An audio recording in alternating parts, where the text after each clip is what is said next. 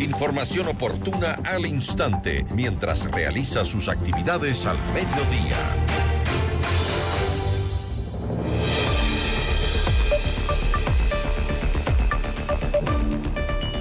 La capital entera se prepara para celebrar a Quito por su fundación. Sin embargo, las costumbres y tradiciones van cambiando y evolucionando con los años, al igual que la ciudad. ¿Cómo ha cambiado la capital con el paso del tiempo? Nuestra entrevista de hoy en Notimundo a la Carta. Nos acompaña a esta hora Carlos Garrido, él es docente de la UID e historiador. Carlos, qué gusto, muy buenas tardes, gracias por estar con nosotros. Buenas tardes, Gisela, muchas gracias. Carlos, aunque la fundación de San Francisco de Quito ocurrió hace casi 500 años, las fiestas de Quito se celebran de manera oficial desde 1959 con el objetivo de rescatar esa quiteñidad, ¿no? 65 años después, el tiempo nos obliga a replantear de qué se trata esa quiteñidad hoy por hoy, con una ciudad de 2 millones de habitantes y que ha crecido hacia todos lados, ¿no? Hacia el norte, hacia el sur, hacia todos lados, hacia los valles. ¿Cómo entender hoy por hoy esa nueva quiteñidad? Pues bueno, gracias. En realidad es una quiteñidad muy dispersa, como usted indica, por el tema de dónde se vive. No es la misma percepción la gente que vive en el centro histórico, a las personas que quizás viven en el valle o las personas que viven en la parte norte, puede ser por la mitad del mundo. Es en realidad una perspectiva muy amplia y obviamente esto hace que cada persona vea a la ciudad de una distinta forma e incluso la festeje de una distinta forma como tal. Las verbenas que teníamos hace unos 35 o 40 años, las fiestas que se daban o los bailes que se daban en las calles, en sitios específicos de las calles, pues han ido desapareciendo la mayoría de ellos precisamente por la expansión de la ciudad, porque vamos cambiando una dinámica, ojo, como toda ciudad en el siglo XXI, que de a poco va adaptándose a la modernidad y que, como es también lógico y aunque duela decirlo, se van a ir perdiendo ciertas tradiciones, ciertas costumbres y está en nosotros, pues obviamente, como quiteños, buscar sostener esas tradiciones como tal. Como usted mencionó, ahora Quito es una metrópoli con una mezcla de culturas, de orígenes, que yo creo que nos enriquece, ¿no? ¿Cómo ha cambiado demográficamente, digamos, Quito con el pasar de los años?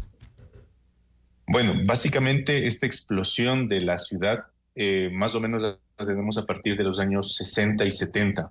Origen, el boom petrolero. Eso va a hacer que la ciudad tenga una dinámica mucho más amplia, que lleguen mucho más recursos y sobre todo que la sociedad comience a tener unas clases, digámoslo así, económicas más distribuidas. Van a ser fuertemente la clase media que se va a ir expandiendo justamente a la ciudad.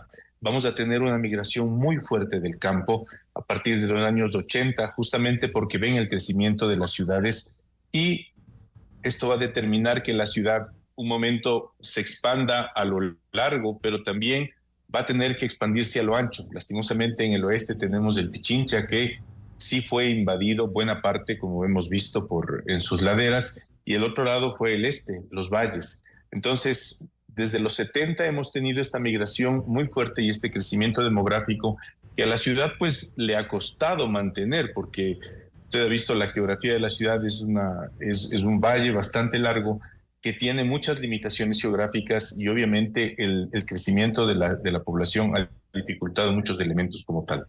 Ahora usted mencionaba al inicio que Quito ha cambiado mucho y en esos cambios hemos ido perdiendo tradiciones, ¿no? Pero ¿cuáles son las especificaciones de la ciudad que se han mantenido con el paso del tiempo? Pues básicamente el centro histórico, eso es lo que nos ha sostenido en el tiempo como tal, es el elemento más antiguo de la ciudad en realidad, es lo más antiguo que tenemos y por suerte se ha mantenido. Hay otros centros históricos en América Latina que lastimosamente justo por esta explosión demográfica de los 70 y 80 desaparecieron, se transformaron. Ojo que en ese esa época la valoración del patrimonio como tal no existía. Nadie hablaba de patrimonio, nadie hablaba de la conservación. Esto nace a partir de 1978 con la UNESCO, que justamente va a nombrar a Quito como la primera ciudad patrimonio cultural de la humanidad. Ahí se inicia un proceso de este tema de conservación. Entonces es el centro lo que tenemos como el eje valorador y que por suerte se sigue sosteniendo. Otro tema que no ha cambiado es, por ejemplo, que Quito sigue siendo un centro político para el país, ¿no? Y aglutina todas las instituciones estatales. Eso no ha cambiado, aunque ha sido sí muy criticado. Sí, como leí el otro día, es un compartir del poder entre las dos grandes ciudades, ¿no? Guayaquil y Quito, compartiendo el poder político y el poder económico. Pero hoy por hoy, pues sabemos que la ciudad se ha dinamizado mucho y sobre todo hemos iniciado un proceso de descentralización muy fuerte que también le ha restado poder a la ciudad, y poder político como tal, con la creación de los GAT, sobre todo, que han sabido ya tomar posesión y control de sus territorios como tal. Ahora estamos viendo en vivo algunas imágenes de fotografías antiguas de Rafael Racines. Es hermoso ver cómo era Quito antes y ahora cómo ha cambiado, ¿no? Cómo hemos crecido, cómo nos hemos modernizado y algunas cosas, como dices, se han perdido lamentablemente con el tiempo, pero creo que sí seguimos manteniendo esa esencia. Ahora, ¿qué pasa con el quiteño? ¿El quiteño sigue siendo un sujeto político? Sí, el problema es que van cambiando las formas de quiteñidad, digamos, justamente por la modernidad. Hoy las redes sociales nos han invadido como tal en nuestra vida diaria y eso ha determinado claramente que este tipo político que tenía el quiteño vaya mutando, vaya cambiando. Hay gente que políticamente comenta en las redes, pero ya no tenemos quizás de esas grandes movilizaciones que teníamos en los años 80, por ejemplo, en campaña electoral. Se podía ver en imágenes, por ejemplo, llena la Plaza de San Francisco con los candidatos principales de los años 80, Rodrigo Borja, León Félix Cordero, usualmente llenaban las plazas como tal, ¿no? Hoy eso se ha perdido mucho y es una mutación normal, es una sociedad que siempre va a ir migrando, va a ir cambiando. Ojo, sería bueno ver cómo nos van a ver de aquí en 100 años, Gisela. Sí, como ellos dirán, en cambio, cómo fue Quito a inicios del siglo XXI.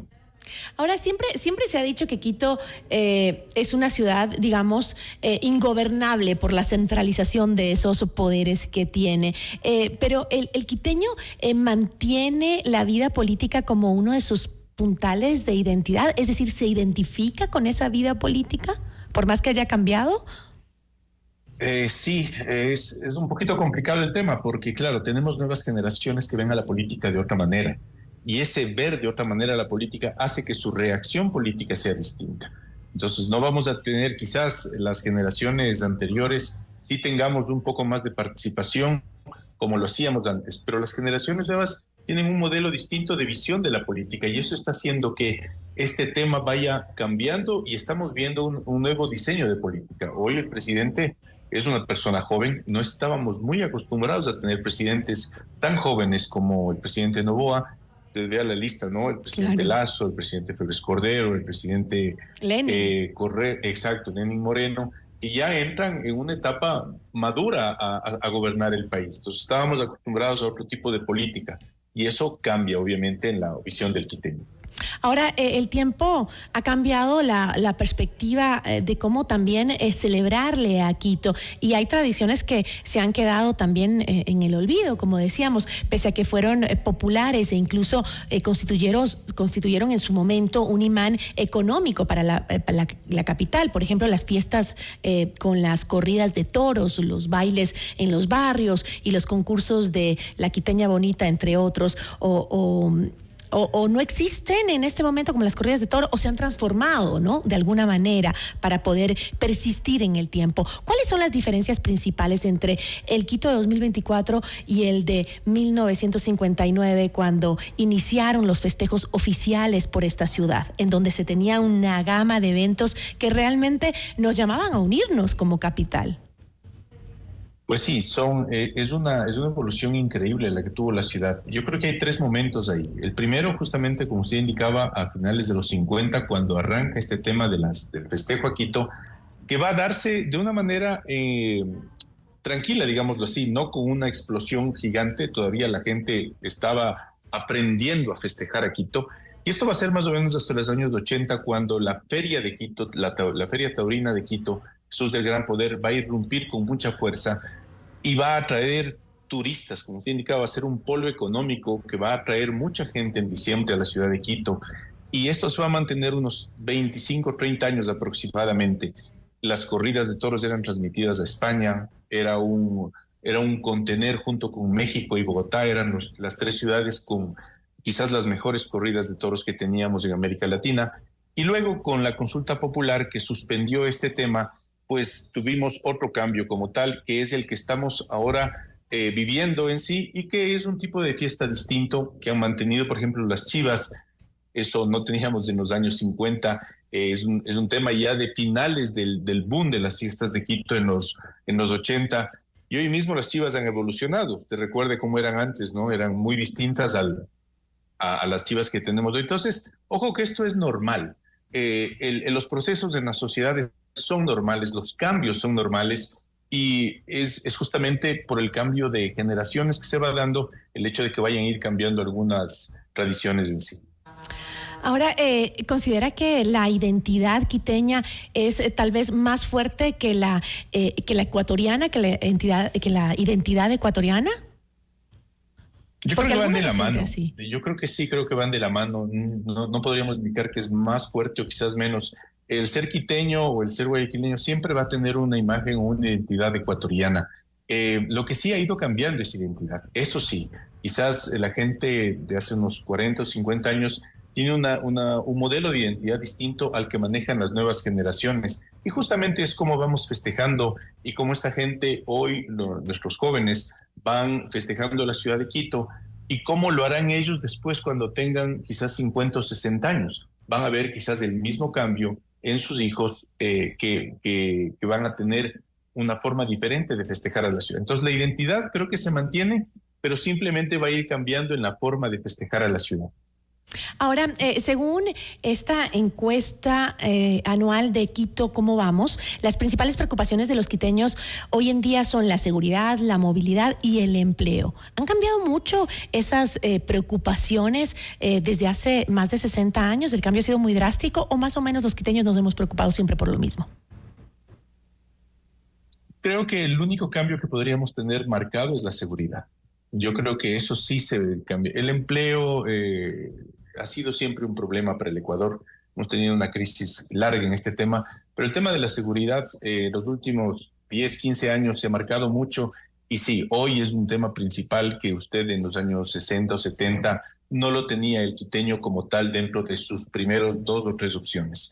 Este sí es un tema nuevo para nosotros, obviamente, y esperemos que en las próximas encuestas que se hagan a futuro ya vaya desapareciendo ese, ¿no? Ahora, volviendo al tema de la fiesta y para cerrar, en los últimos años la celebración a Quito se ha convertido un poco en un tema ideológico, ¿no? Hay quienes rechazan esta hispanidad que es parte de nuestra historia, y quienes pues la abrazan sobremanera, digamos, y se sienten muy españoles cuando vienen las fiestas de Quito, ¿no? Pero es también parte de esa historia que tenemos, de ese pasado, es parte de esa construcción de identidad que tenemos los quiteños y los ecuatorianos. ¿Siempre ha sido esta una lucha ideológica o antes de ese tema no se hablaba? Creo que no se hablaba, y se hablaba de manera distinta si se lo hacía.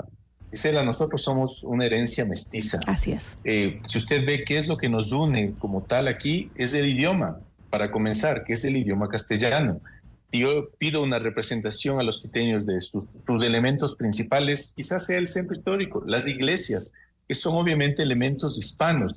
No podemos sacarnos de esa parte nuestra porque la tenemos aquí 490 años. Ya es parte de nosotros. Lo peor que podemos hacer es renegar sobre esos temas tan evidentes en sí. Somos una comunidad mestiza, así es América Latina como tal. Somos parte indígena también, y también hay que valorar el tema. Pero lo que nosotros hoy somos justamente la mezcla de eso. Obviamente en la antigüedad sí había un tema de rechazo hacia el indigenado, hacia el tema nacional incluso. Pero hoy, por suerte, hemos evolucionado en ese pensamiento y ya podemos tener una visión un poco más amplia de un mestizaje que nos toca llevarlo y vivir con él. A veces nos vamos hacia el otro extremo, ¿no? A que muy nacionalistas, muy indigenistas también, no. y odiando aquello que vino de fuera, o que también es parte de lo que hoy conformamos, que es lo que todos nos une. Los ecuatorianos y los quiteños, ¿no? Muy interesante conversar con usted, Carlos. Yo le agradezco muchísimo y espero tenerlo nuevamente aquí para que nos enseñe a valorar, en base a nuestra historia, quiénes somos hoy en día. Muchísimas gracias. Con mucho gusto, Gisela. A la orden. Una buena tarde. Nos acompañó Carlos Garrido, docente de la UID e historiador.